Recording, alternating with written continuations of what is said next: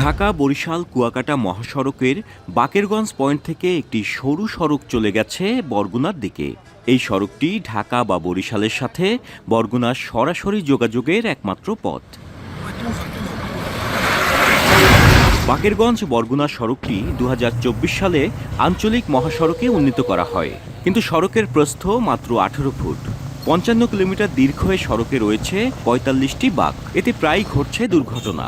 পাশাপাশি জেলার সামগ্রিক যোগাযোগ ব্যবস্থাও ব্যাহত হচ্ছে। বাকেরগঞ্জ যাওয়ার পথে ৪০ থেকে ৫০টা বাঁক আছে। তো যখন আমরা বাঁকগুলো ক্রস করি তখন মনে হয় এই বুঝি পড়ে গেল, এই অ্যাক্সিডেন্ট হওয়ার একটা খুবই সমস্যায় ভুগছি আমরা। তো যদি রাস্তাটা প্রশস্ত করা হয় বা বড় করা হয় তাহলে আমাদের জন্য যোগাযোগ করাটা সুবিধার হতো। বাকেরগঞ্জ থেকে বরগুনা আসতে ৫০ কিলো জায়গা, এখানে ঢোকার পরে ২ ঘন্টার উপরে সময় লাগে এবং মাঝে মাঝে কিছু বাজার আছে, এই বাজারগুলোতে অটোতে খুব ঝামেলা করে। আমাদের একটি সমস্যাই আমরা পর্যটন শিল্পকে পুরোপুরি বিকশিত করতে পারছি না, সেটি হচ্ছে বরিশালের সাথে বা বাকেরগঞ্জের যে হাইওয়ে, সেই হাইওয়ের সাথে বরগুনার যোগাযোগটা খুব সরু সড়ক। এই সড়ক ধরে গাড়ি আসতে অনেক কষ্ট হয়। একদিকে আঁকাবাঁকা সড়কটা এখান থেকে চলে গেছে বহুদূর, আর একদিকে এই সরু সড়ক ধরেই পটুয়াখালী কিংবা বরগুনার ভারী পণ্যবাহী ট্রাকগুলো চলাচল করে। এতে মারাত্মকভাবে ক্ষতিগ্রস্ত হচ্ছে সড়কটি। অচিরেই ব্যাহত হতে পারে বরিশাল, বাকেরগঞ্জ, বরগুনার সড়কে যোগাযোগ ব্যবস্থা। সড়কটিতে ধারণ ক্ষমতা অনুযায়ী যান চলাচল নিয়ন্ত্রণে দিনের বেলায় পুলিশের নজরদারি থাকলেও গভীর রাতে দেখার জন্য কেউ থাকে না।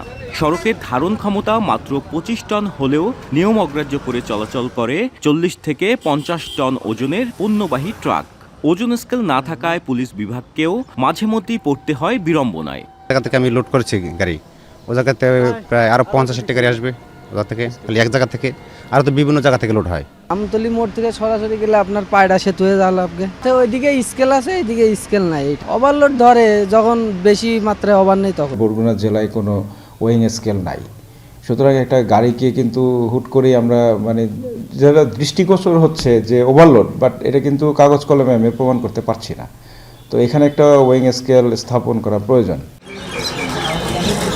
সড়কটি ঘিরে নানা পদক্ষেপের কথা জানালেন জেলা প্রশাসক সহ সড়ক ও জনপথের বিভাগীয় কর্মকর্তারা। আওতায় এই সড়কটি প্রশস্তকরণের কার্যক্রম এবং বাঁকগুলোকে সোজা করা যায় কিনা সে বিষয়ে ওদের একটা প্রজেক্টের কার্যক্রম চলছে বলে আমাদের নির্বাহী প্রকৌশলী আমাকে জানিয়েছেন। ইতিমধ্যে আমরা আমাদের জেলা প্রশাসনের তরফ থেকে আমরা চিঠি দিয়েছি এই আঞ্চলিক সড়কটিকে যেন 4 লেনে রূপান্তর করে এবং এটাকে যেন সড়কটিকে যেন পুরোপুরি যে বাঁকগুলোকে অপসারণ করে যেন এটাকে সোজা করতে পারে। এই সড়কটিকে আঞ্চলিক মহাসড়ক উন্নয়নের লক্ষ্যে আমাদের ডিপার্টমেন্ট থেকে এটা ফিজিবিলিটি স্টাডি কার্যক্রম চলমান রয়েছে। সেই ফিজিবিলিটি স্টাডি সম্পন্ন হওয়ার পরে ডিজাইন এবং অন্যান্য প্রক্রিয়া সমাপনান্তে এটার প্রকল্প গ্রহণের জন্য ডিপিপি এবং অন্যান্য কার্যক্রম গ্রহণ করা হবে।